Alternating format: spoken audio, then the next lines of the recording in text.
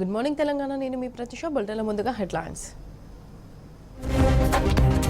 నాందేడ్ జిల్లాలో ఉప్పొంగిన రైతు చేతనం. కంధార్ లోహ సభ భారీ విజయంతో గులాబీ శ్రేణుల్లో నవోత్సాహం. దళితులను వ్యాపారవేత్తలుగా మలుస్తున్న దళిత బంధు. నేడు సిరిసిల్ల జిల్లా పదిరలో రైస్ మిల్ ప్రారంభించనున్న మంత్రి కేటీఆర్. రాష్ట్ర వ్యాప్తంగా బీఆర్ఎస్ ఆత్మీయ సమ్మేళనాలు. కార్యకర్తలతో మమేకమవుతున్న మంత్రులు, ప్రజాప్రతినిధులు. రాహుల్ గాంధీపై అనర్హత వేటును వ్యతిరేకించిన బీఆర్ఎస్. ఇవాళ పార్లమెంట్ దగ్గర పార్టీ ఎంపీల నిరసన. వరల్డ్ బ్యాంకింగ్స్ లో సత్తా చాటిన భారత మహిళలు. నిఖత్, లవ్లీనా, సవితి, నీతుకు గోల్డ్ మెడల్స్. ఇక అప్డేట్ చూస్తే ఎమ్మెల్సీ కవిత పిటిషన్పై సుప్రీంకోర్టులో ఇవాళ విచారణ జరగనుంది. మహిళగా తనకు ఉన్న హక్కులను, వ్యక్తిగత గోప్యతను ఈడీ హరిస్తోందని ఎమ్మెల్సీ కవిత అత్యున్నత న్యాయస్థానంలో పిటిషన్ వేశారు. తన హక్కులను కాపాడాలని పిటిషన్లో పేర్కొన్నారు. ఈడీ సమన్లు రద్దు చేయాలని, మహిళలను ఇంటి వద్దే విచారించాలని ప్రస్తావించారు. ఈ పిటిషన్ను జస్టిస్ అజయ్ రస్తోగి, జస్టిస్ త్రివేది ధర్మాసనం విచారించనుంది.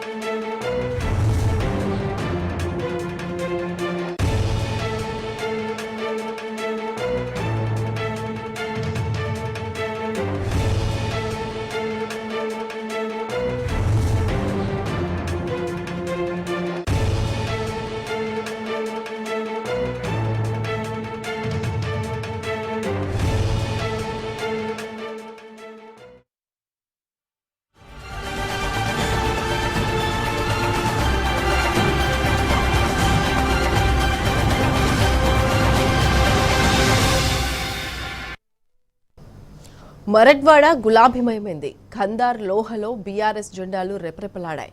సీఎం కేసీఆర్ బహిరంగ సభతో మహారాష్ట్ర ప్రజల్లో నూతన ఉత్సాహం నెలకొంది.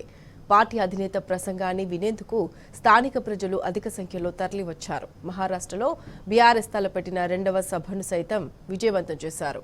అబ్ కీ బార్ కిసాన్ సర్కార్, జై హో బీఆర్ఎస్ నినాదాలతో హోరెత్తించారు. का वीर वो अपना तीर साकार है सपना स्थिर पर्वत सी है सोच प्रगति का प्रतीक वो మహారాష్ట్రలోని నాందేడ్ జిల్లా కందార్ నియోజకవర్గం లోహా పట్టణంలో బీఆర్ఎస్ సభ గ్రాండ్ సక్సెస్ అయింది. నాందేడ్ నలుమూలలా గులాబీ ప్రభంజనమే కనిపించింది. లోహా పట్టణమంతా గులాబీ వనంలా మారిపోయింది. బీఆర్ఎస్ బహిరంగ సభకు జనం అధిక సంఖ్యలో పోటెత్తారు. ఉదయం నుంచే గ్రామాల నుంచి సభ కోసం బయలుదేరి ఊరేగింపుగా చేరుకున్నారు. సీఎం కేసీఆర్ రాక కోసం ఆసక్తిగా ఎదురుచూశారు. దీంతో సభా ప్రాంగణమంతా జనసంద్రాన్ని తలపించింది. ఇసుకేస్తే రాలనంత జనం తరలివచ్చారు. సీఎం కేసీఆర్ కు మహారాష్ట్ర ప్రజలు అడుగడుగునా నీరాజనం పలికారు. అబ్ కీ బార్ కిసాన్ సర్కార్ అంటూ నినాదాలతో హోరెత్తించారు.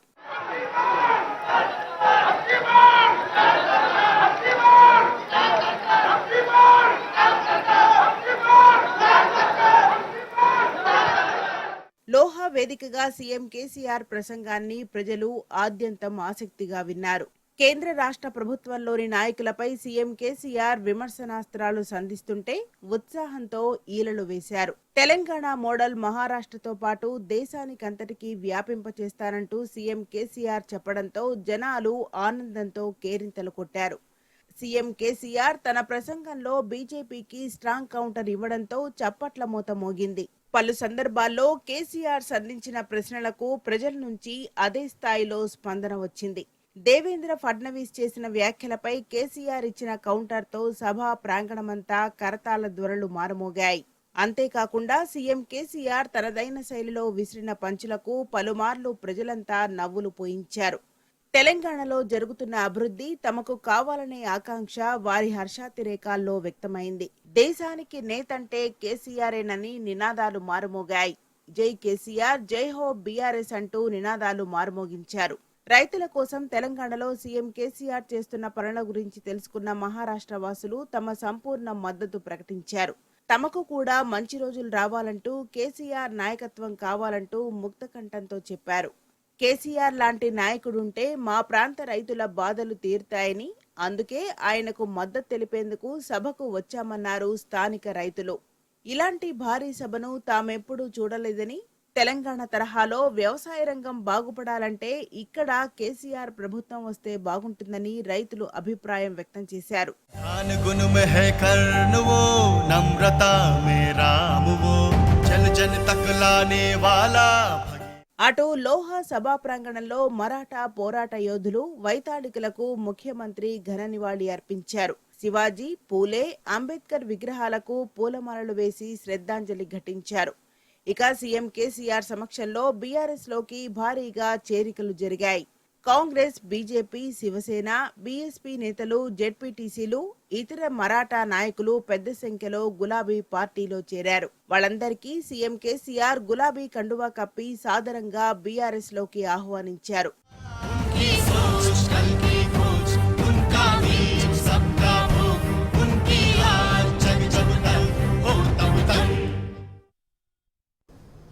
దేశంలో త్వరలో రైతుల తుఫాన్ రాబోతున్నదని, దాన్నెవ్వరూ ఆపలేరని బీఆర్ఎస్ అధినేత తెలంగాణ సీఎం కేసీఆర్ అన్నారు.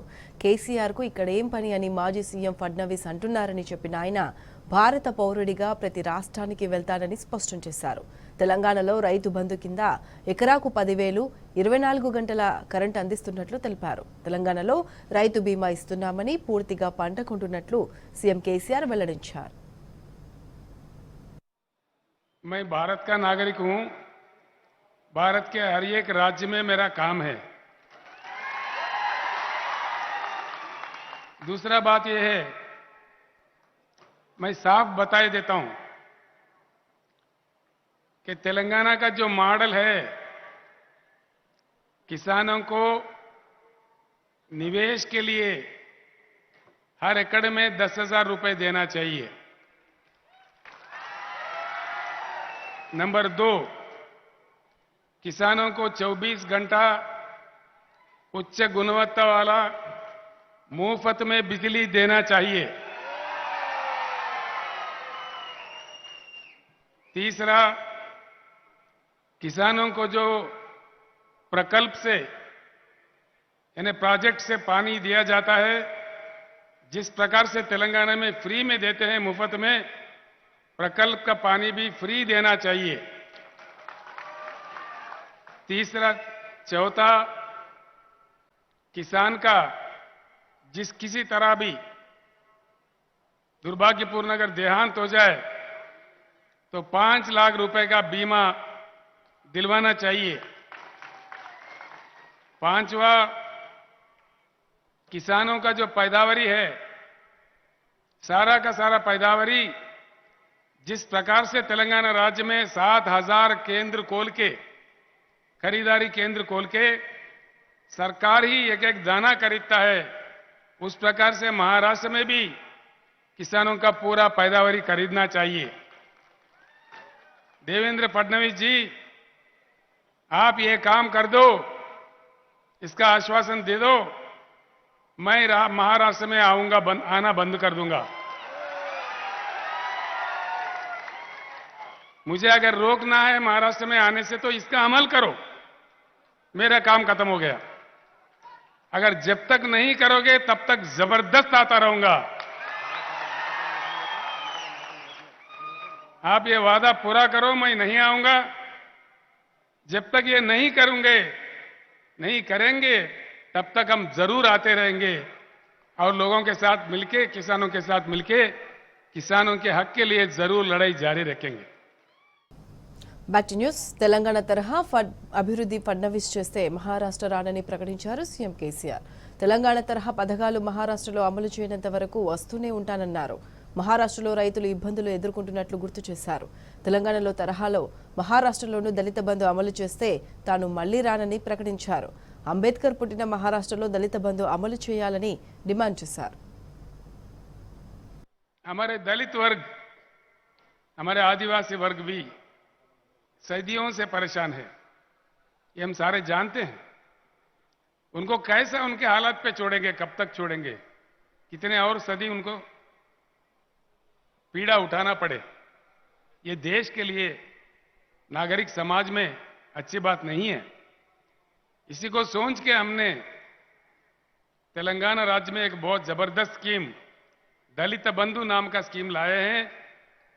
हर घर को, हर दलित परिवार को 10 लाख रुपए देते हैं, जो वापस नहीं देने होते हैं, और उनका इच्छापूर्वक जो काम वो कर सकते करें। इसका कोई बैंक लिंकेज भी नहीं है। देवेंद्र फडणवीस जी, ये अंबेडकर, भारत रत्न अंबेडकर जैसा एक डायमंड पैदा हुआ भूमि है महाराष्ट्र। अगर यहां दलित बंधु आप लागू करो, मेरे अपना महाराष्ट्र का दौरा बंद करूंगा, और जब तक नहीं करोगे तब तक बिल्कुल आऊंगा और लड़ते रहूंगा। बस ये शब्द मैं यही खत्म करता हूं, और ये देवेंद्र फडणवीस के ऊपर छोड़ देता हूं, उनके विज्ञता पे छोड़ देता हूं। वो क्या करने वाले हैं, क्या नहीं करने वाले हैं, आगे चल के हम देखते हैं। దేశంలో సహజ వనరులు సమృద్ధిగా ఉన్నా వినియోగించుకోవడంలో కేంద్రం విఫలమైందని మండిపడ్డారు సీఎం కేసీఆర్. ఏటా 50,000 టీఎంసీల నీరు సముద్ర పాలవుతోందన్నారు. మహారాష్ట్రలో పుట్టే కృష్ణా, గోదావరి నీళ్లు ఉన్నా రైతులకు ఎందుకు మేలు జరగట్లేదని కేసీఆర్ ప్రశ్నించారు.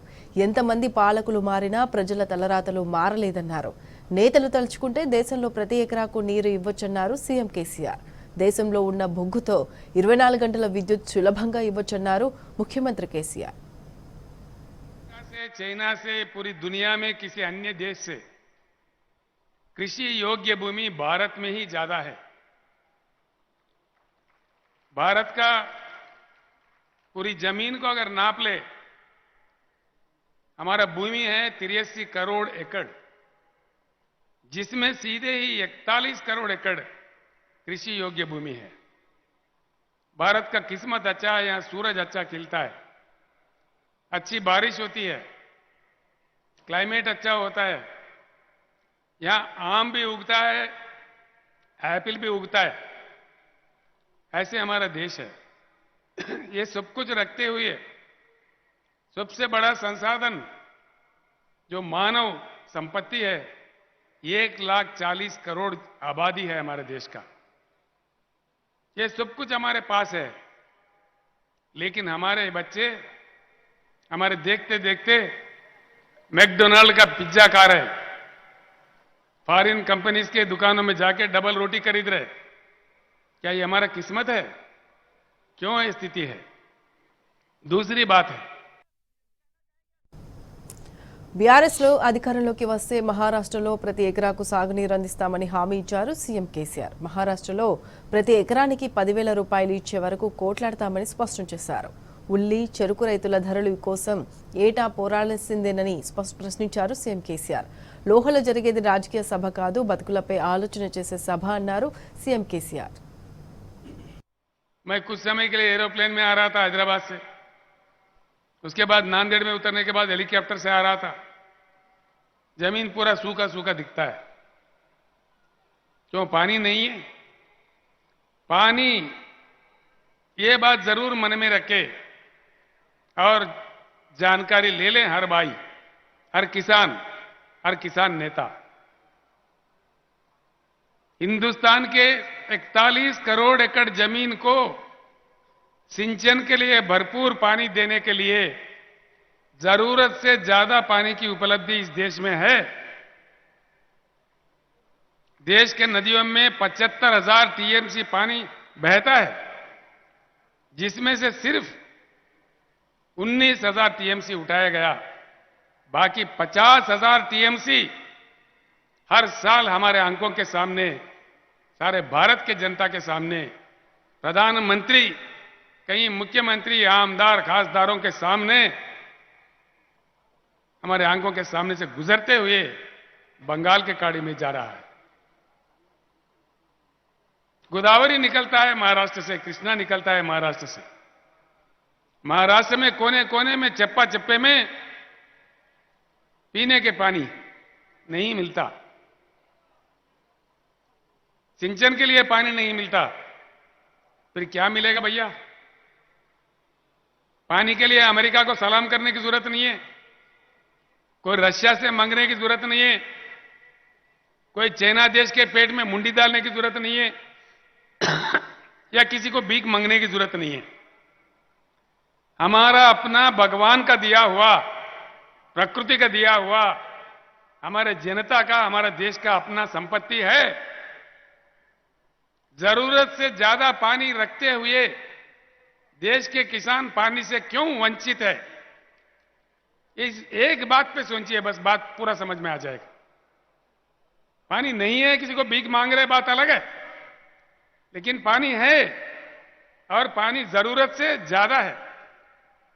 सवाल यही है कि वो पानी समंदर में न जाते हुए जमीन पे आए और पूरे हिंदुस्तान को हरा भरा कर दे, या ऐसे ही हम रह जाए? क्या चाहिए? पानी आना चाहिए कि नहीं आना चाहिए? आना चाहिए पक्का। మహారాష్ట్రలో గెలిచిన పార్టీలు ఇక్కడ ప్రజలను ఓటర్లుగానే చూశాయని సీఎం కేసీఆర్ అన్నారు. ఓటు బ్యాంకు రాజకీయాలకు ఇంకెన్నాళ్ళు మహారాష్ట్ర ప్రజలు బలి అవుతారని కేసీఆర్ ప్రశ్నించారు. దశాబ్దాల తరబడి పాలనలో ఉన్న పార్టీలు ఇక్కడ ప్రజలను మోసం చేశారని గుర్తు చేశారు. ఓటును ఆయుధంగా వాడుకోవాలని, దాని సంక్షేమం కోసం పాటుపడే పార్టీలను ఎన్నుకునేందుకు వినియోగించాలని సీఎం కేసీఆర్ చెప్పారు.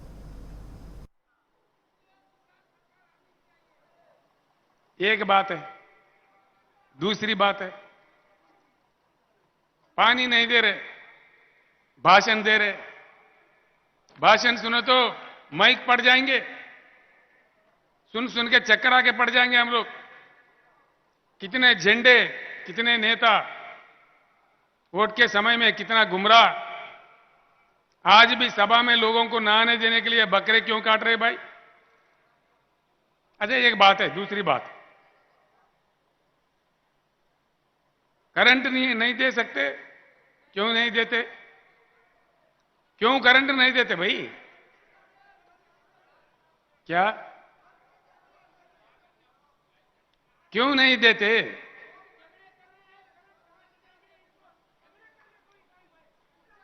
ऐसा है,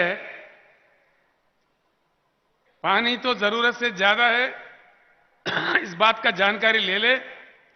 अगर है, आपको जानकारी हो गया, तो पूरे जनता को जगाइए और युद्ध कीजिए मेरे साथ में। पूरे पानी जमीन पे आ जाएगा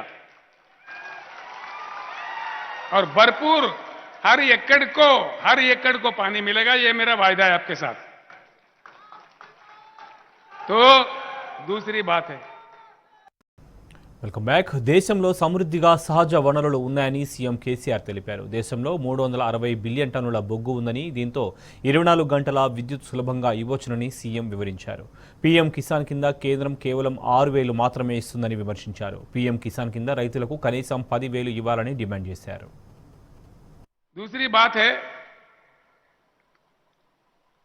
बिजली, पर्याप्त बिजली, जितना चाहिए उतना बिजली देने के लिए हमारे अपने देश में महाराष्ट्र समेत कई राज्यों में बहुत सुंदर सा प्रकृति का दिया हुआ कोयला है। और वो कोयला कितना है हमारे पास? 361 बिलियन टन्स। 361 बिलियन। जो लिख लेना चाहे लिख ले। 361 बिलियन टन्स का कोयला हमारे पास ऑलरेडी है, जो पूरे देश को 24 घंटा हाई क्वालिटी पावर देने के लिए 125 साल के लिए भरपूर है। 125 साल के लिए। भाई क्यों नहीं देते बिजली? किसान और जनता, सरकार से हम चांद सितारे थोड़ी मांग रहे, सोने के ईंट थोड़ी मांग रहे। भाई जो पानी भगवान ने दिया, बीच में इंसान अड़चन बन बैठा है। जो कोयला भगवान ने दिया, बीच में हमारे राजनेता, हमारे प्रधानमंत्री, हमारे मुख्यमंत्री बीच में अड़चन बन बैठे हैं। बस ये राज आप जान जाइए।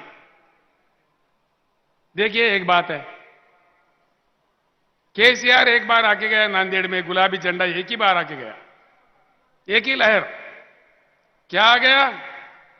किसान को 6,000 रुपए आ गया बजट में। आया? आया कि नहीं आया? पहले क्यों नहीं आया भाई? पहले क्यों नहीं दिया? अब समझ जाओ इसमें गुलाबी झंडा में क्या ताकत है। पहले क्यों नहीं दिया मैं पूछ रहा हूं। ये 6,000 भी देने का ढंग कैसा, अंगार पे पानी छिटकते ना, इस तरह बीक डाला जैसा। नहीं चाहिए हमें 6,000 रुपये, हमें चाहिए 1 एकड़ में 10,000 रुपये निवेश के लिए। అన్నదాతల బతుకులు మారాలని దేశంలో అనేక పోరాటాలు వచ్చాయని అయినా వారి బతుకులు మారలేదని సీఎం కేసీఆర్ ఆవేదన వ్యక్తం చేశారు. రైతుల జీవితాల్లో వెలుగులు నింపేందుకు అనేక మంది త్యాగాలు చేశారని గుర్తు చేసిన సీఎం కేసీఆర్ రైతులు ఇంకెన్నాళ్ళు పోరాటాలు చేయాలని ప్రశ్నించారు. వ్యవసాయ చట్టాలకు వ్యతిరేకంగా పోరాటం చేసిన రైతుల గురించి కేంద్ర ప్రభుత్వం ఏనాడు ఆలోచన చేయలేదని విమర్శించారు. किसान भाइयों को इस लोहा के सभा से मैं एक बात स्पष्ट रूप से कहना चाहूंगा। ऐसा नहीं है कि हमने जंग नहीं लड़ी, हमने लड़ाइयां नहीं लड़ी, ऐसा नहीं है। 75 साल से लगातार लड़ाई जारी है। हरियाणा के भूमिपुत्र सर छोटू राम के जमाने से, महेंद्र सिंह टिकायत के जमाने से, प्रोफेसर नंजुंडा स्वामी बेंगलुरु से, और यहां के शरद, मुझे मालूम है, शरद जोशी के जमाने से कितने लड़ाइयां हम लोग लड़े। अभी अशोक नवले, उनके नेतृत्व में 10,000 लोग पैदल चले नासिक से मुंबई तक। इससे पहले तो 50,000 चले। हमारे दशरथ सावंत काका जो अहमदनगर से यहां बैठे हुए हैं, 84 साल उनका उम्र है, 84 इयर्स। वो सारे जिंदगी लड़ते रहे, शरद जोशी के साथ, किसी और के साथ, किसी और के साथ, अभी भी लड़ रहे। एक बात सोच लो, प्याज के दाम के बारे में, गन्ना के दाम के बारे में, कहीं और पैदावारी के बारे में हर साल हमें क्यों लड़ना पड़ता है? हर साल हमको रोडों पर क्यों उतरना पड़ता है? क्या यही हमारे नसीब में लिखा है? यह बात सोचिए जरूर। मैं इतना ही कहता हूं आपसे। दूसरा एक बात कहता हूं, अगर हम लोगों को ही, किसानों के लिए ही लड़ना पड़ता है, तो रोडों पे उतरना पड़ता है, भूख हड़ताल करना पड़ता है, तो फिर हमारे आमदार कहां गए, जिनको हमारे प्रतिनिधि चुन के हमने भेजा है असेंबली में, पार्लियामेंट में, वो कहां सो रहे हैं? इतने साल से गुवाहाटी भाग रहे। बस कौन किधर भाग रहे मुझे उससे वास्ता नहीं है, ये आप लोगों का आवाज है। मेरा एक ही विनती है, अब कब तक लड़ेंगे? जिंदगी तमाम लड़ते रहेंगे? सारे जिंदगी लड़ाई के लिए पैदा हुए हम लोग। देखिए लड़ाई कहां तक लड़े, ये नहीं है कि किसान नहीं लड़े। अभी हम सबके सामने वहां बैठे हैं हमारे भारत राष्ट्र समिति के राष्ट्रीय किसान मंच के अध्यक्ष गुरनाम सिंह चडोनी जी, उनके ऊपर 100 केस करे, वो हरियाणा से है, कुरुक्षेत्र से 100 केस बनाए उनके ऊपर। 13 महीने लगातार किसानों ने धरना दिया, और उस धरने के समय में 750 किसानों ने अपने प्राण त्याग दिया। ऐसा नहीं है कि हम नहीं लड़े। हुआ क्या, नतीजा क्या मिला? आप ये बात दिल पे लेके सोचिए दया करके। ये कोई आम राजनीति का सभा नहीं है, एक चिंतन शिविर है मेरे हिसाब से। हर एक बात मेरा दिल में रखिए। जो आग मेरे दिल में है, वो अगर आपके दिल में आ जाए तो काम बन जाएगा। जिस दर्द से मैं कह रहा हूं, उस दर्द अगर आप लोगों के दिल में पैदा हो तो बन जाएगा काम। मैं यही चाहता हूं कि हमारे किसान का भलाई हो। बिल्कुल 750 किसानों का मृत्यु हुआ। कम से कम देश के प्रधानमंत्री एक शब्द नहीं बोले। लेकिन जब चुनाव आता है, उत्तर प्रदेश में, पंजाब में चुनाव आया, तो मीठी मीठी बातें बोल के किसानों से माफी मांग लिया। हम तो पागल है, माफी मांग लिया तो बस खत्म हो गए, खुश हो गए, फिर वोट दे दिए झूठी कहानियां सुन के। फिर क्या हुआ वायदा? कुछ हुआ? उसका नतीजा कुछ निकला? कुछ नहीं निकलेगा।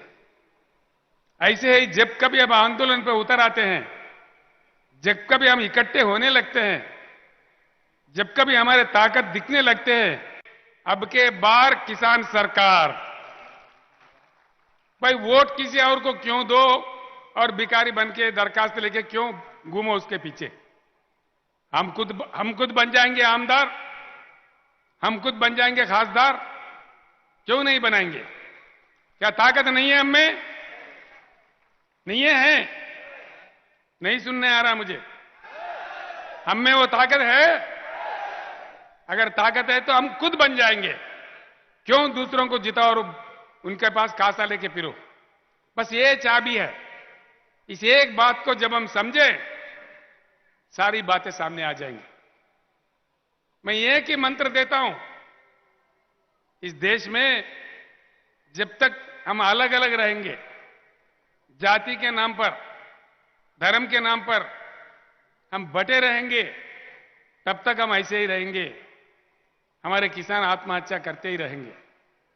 मेरा विनती आपसे एक ही है, जब आप इकट्ठे हो जाओ तो देखो कैसा आप 6000 आ गया, उसके बाप भागते भागते अपने गलियों में आ जाएगा। मैं आपको एक मंत्र देता हूं, किसान के एकता ही एकजुट होना ही इसका मंत्र है। तो कब तक, कहां तक हम एकजुट हो पाते हैं, इसमें हमारा नतीजा मिलता है। इसका नतीजा यहीं से मिलेगा। मैं आपसे एक ही बात, सरकार हमारी तरफ क्यों नहीं पलट के देखते 75 साल के बाद? मतलब क्या है? हमको इजी ले रहे हैं। भाई किसान बेचारा कहां जाएगा? या तुमको देगा या मुझे देगा, या भाजपा को देगा या कांग्रेस को देगा, या रीजनल पार्टी एक दो है तो या उनको देगा तो इनको देगा।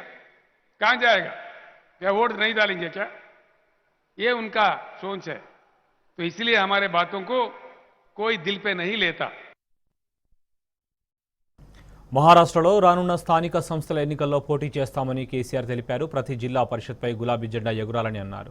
ఫసల్ బీమా యోజన డబ్బు మీలో ఎవరికైనా అందిందా అని ప్రశ్నించారు. బీఆర్ఎస్ను గెలిపించండి, రైతుల సమస్యలను పరిష్కరింపజేస్తామని హామీ ఇచ్చారు. మహారాష్ట్రలోని అనేక ప్రాంతాల నుంచి తమకు విజ్ఞప్తులు వస్తున్నాయని, తమ ప్రాంతంలో సభ పెట్టాలని కోరుతున్నారని వెల్లడించారు. తెలంగాణలో అమలవుతున్న పథకాలు మహారాష్ట్రలో ఎందుకు అమలు కావడం లేదని కేసీఆర్ ప్రశ్నించారు. महाराष्ट्र के लोकल बॉडी चुनाव में, आगामी पंचायत राज इलेक्शन में हर जिला परिषद में गुलाबी झंडा खड़ा हो जाएगा। पूरे जिला परिषद का मुकाबला करेंगे। आप गांव गांव में अपना ताकत दिखाइए। कौन कौन भाग के नहीं आता मैं देखता हूं। तेलंगाना अगर सुधर सकता है तो इतना शक्तिशाली राज महाराष्ट्र क्यों नहीं सुधर सकता? ये सवाल आप सोच लीजिए। इसको सुधारने के लिए कहीं 10 साल 15 साल नहीं लगेंगे। महाराष्ट्र में तो और आसान है। तेलंगाना से आर्थिक शक्ति भी महाराष्ट्र में ज्यादा है, बढ़िया संपत्ति है यहां पे। जल्द से जल्द हमारा काम बन सकता है। तो इन बातें जो मैं कह रहा हूं, मन लगा के सुनिए। अन्य बातें भी है, कई बातें हैं, हमने आंदोलन भी किए हैं, सब कुछ भी किए हैं। तो एक बात ये भी सोचने वाली बात है, आज देश आगे चल रहा है कि पीछे चल रहा है? अब पश्चिम महाराष्ट्र में आइए, हर जगह आइए, ऐसे डिमांड्स आ रहे हैं। तो महाराष्ट्र में जल्दी से मेरे ख्याल से क्रांति आ जाएगा। ये क्रांति का भूमि है। यहां भारत के वीर पुत्र छत्रपति महाराज का ये जन्मस्थान है। और यहां शिव महाराज जो रिफॉर्मर है, उनका ये भूमि है। ज्योतिबा फूले सावित्रीबाई का जन्म धरती ये भूमि है। ऐसे पवित्र भूमि है। और भारत का संविधान रचने वाले बाबा साहब अंबेडकर का पैदा हुआ एक पवित्र भूमि है। इस भूमि में क्रांति की कमी नहीं है। मैं एक ही बात आप लोगों से निवेदन करता हूं, आखिर में एक ही बात मैं बोलना चाहूंगा आप लोगों से भाइयों, आज 75 साल के बाद हमारे अनुभव बताता है जो पार्टी आया हमारे साथ इंसाफ नहीं हुआ। ना ही पीने को पानी मिलता है, ना सिंचन के लिए पानी मिलता है।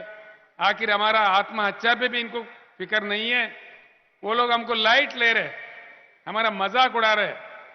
अगर हमको सीरियसली वो लोग ले तो एक झलक बताइए, वरना हम खुद आगे चल के किसान सरकार बना के हमारे सारे समस्याओं का समाधान निकाल सकते हैं। బీఆర్ఎస్ పార్టీ మహారాష్ట్రలోని గ్రామానికి విస్తరించాలని సీఎం కేసీఆర్ పిలుపునిచ్చారు. బీఆర్ఎస్ ప్రభుత్వం ఏర్పాటైతే తెలంగాణ మోడల్ అభివృద్ధి మహారాష్ట్రలో సాధ్యమవుతుందని వివరించారు. మహారాష్ట్రలో పార్టీని బలోపేతం చేయాలని, భారీ సభ్యత్వం నమోదు చేయాలని కేసీఆర్ సూచించారు. బీఆర్ఎస్ అధికారంలోకి వస్తే తెలంగాణలో అమలవుతున్న అన్ని పథకాలను మహారాష్ట్రలో కూడా అమలు చేస్తామని స్పష్టం చేశారు. आपसे फिर एक बार विनम्र पूर्वक विनती करता हूं, मैंने जो शब्द आपको बताए, मैं लंबा चौड़ा नहीं बोलते हुए आपको गुमराह भी नहीं करना चाहता। जो बात मैंने बताया है आपके गांव जाके जरूर सोचिए। आखिरी में मैं एक शब्द और कहूंगा, जब सारे बातें संभव तेलंगाना में है, महाराष्ट्र में क्यों नहीं है? महाराष्ट्र में धन की कमी नहीं है, महाराष्ट्र में सिर्फ मन की कमी है। इस मन को अगर हमारी तरफ खींच रहा है तो हमारा एकत्रित होना, एकजुट होना ही एक ही काम है। कुछ ही समय में गांव में बीआरएस के नेता लोग आएंगे, मेंबरशिप बनेगा, बीआरएस के कमेटियां बनाएंगे। मैं आप सभी लोगों से निवेदन करता हूं, ये किसान का पार्टी है, किसान का झंडा है। हर गांव में इसको ताकतवर बनाइए, वो आपका ताकत बनेगा, आपके लिए लड़ता रहेगा। आपको शुभकामनाएं देते हुए हमारे पूर्ण विजय प्राप्त हो, हमारे आत्महत्याएं बंद हो, भरपूर पानी सिंचन के लिए आए और हमें पूरी सहूलतें मिले, भरपूर फ्री बिजली हमारे को मिले, ये मैं चाहता हूं। और भगवान से पूरी प्रार्थना करते हुए मैं आपसे अपने भाषण समाप्त करता हूं। जय तेलंगाना, जय महाराष्ट्र, जय भारत। अब की बार ठंडा पड़ गए, गर्म ज्यादा बोलिए, अब की बार धन्यवाद। నిద్ర రుగ్మతల చికిత్స కోసం అత్యంత అధునాతన విభాగాన్ని ప్రారంభించింది కాంటినెంటల్ హాస్పిటల్. ప్రపంచ నిద్ర దినోత్సవాన్ని పురస్కరించుకొని ఈ విభాగాన్ని ప్రారంభించుకోవడం ఆనందంగా ఉందన్నారు కాంటినెంటల్ ఆసుపత్రి టీం. అన్ని రకాల నిద్ర రుగ్మతలను నివారించడంలో ఈ విభాగం అంకితభావంతో సేవలు అందిస్తుందని ఆశాభావం వ్యక్తం చేశారు కాంటినెంటల్ హాస్పిటల్స్ చైర్మన్ డాక్టర్ గురు ఎన్ రెడ్డి. ఈ సేవలను ప్రారంభించిన కాంటినెంటల్ ఆసుపత్రి టీంకు నిద్ర వైద్య పితామహుడు డాక్టర్ జేసి సూరి అభినందనలు తెలిపారు. Way back in the very 1990s, I presume, all through my stay there, particularly the last 2.5 decades, sleep labs have mushroomed in all over major metropolitan cities and also tier 2 cities, because as science was unraveling, what lack of sleep ultimately has an impact on human disease, in various forms, that caught the attention of us as the doctors and to do something with this problem. At the outset, I would like to thank Dr. Nalini, Dr. Guru for this kind invitation. I really feel privileged and honored to be here today for this very important event in the history of Continental Hospital. That's the establishment of a comprehensive sleep medicine center. Everybody is talking about interventional pulmonology. At least some of you have gathered here to learn about sleep. One thing I would like to tell is this field is a relatively new field, and the ramifications that these sleep problems have on our various systems in the body and the challenges they face to various specialties are just being understood. ఇవి bulletin విషయాలు. Keep watching tea news.